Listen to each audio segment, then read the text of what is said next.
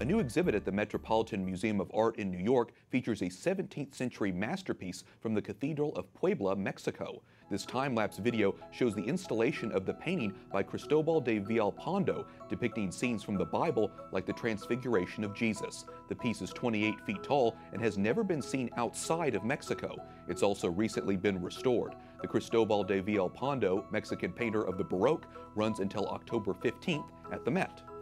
Joining us now to discuss the intersection of faith and art is Professor Nora Heimann, chair of the Department of Art at the Catholic University of America. She's taught art history for 20 years. So Nora, when you think of the history of art, how has the Catholic Church sort of played a pivotal role in all of this? Well, it's been crucial. I mean, they've been arguably the greatest patron of the arts in the Western world, if not the world writ large. And the arts are intimately intertwined with the Catholic tradition, the Catholic faith, the Catholic imagination, and the world.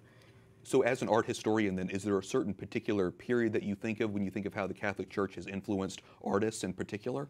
Well, it's not really just one period, it's many periods, and some of them are pretty spectacular. Middle Ages produced the skyscrapers of the Middle Ages. Some of the world's greatest cathedrals, churches, windows, sculptures, the Renaissance, the Baroque periods, they're all magnificent.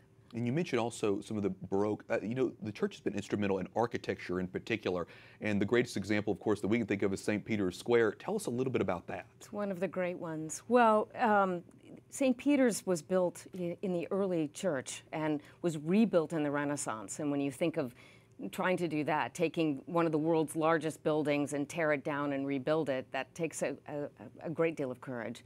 And pretty much every great Renaissance painter and sculptor had a hand in rethinking the church.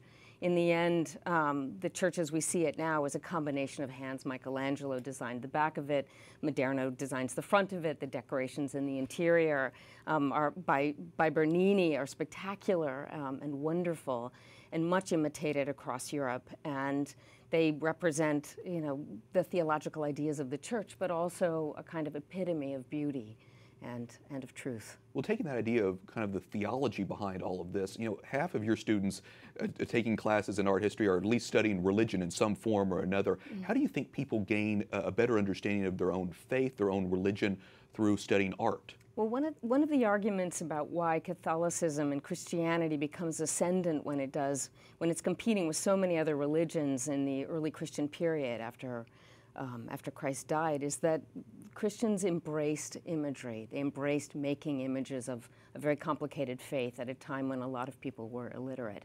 And so the stories of the church, the stories of the Old Testament and the New, of Christ and of God's intervention in the world, are told through art, and they're told so beautifully. It's so fascinating how over the years they've developed as well and given us a rich history. So Nora Heimann, professor at the Catholic University of America, thank you so much for talking with us about it. Thank you Appreciate it. very much. My pleasure.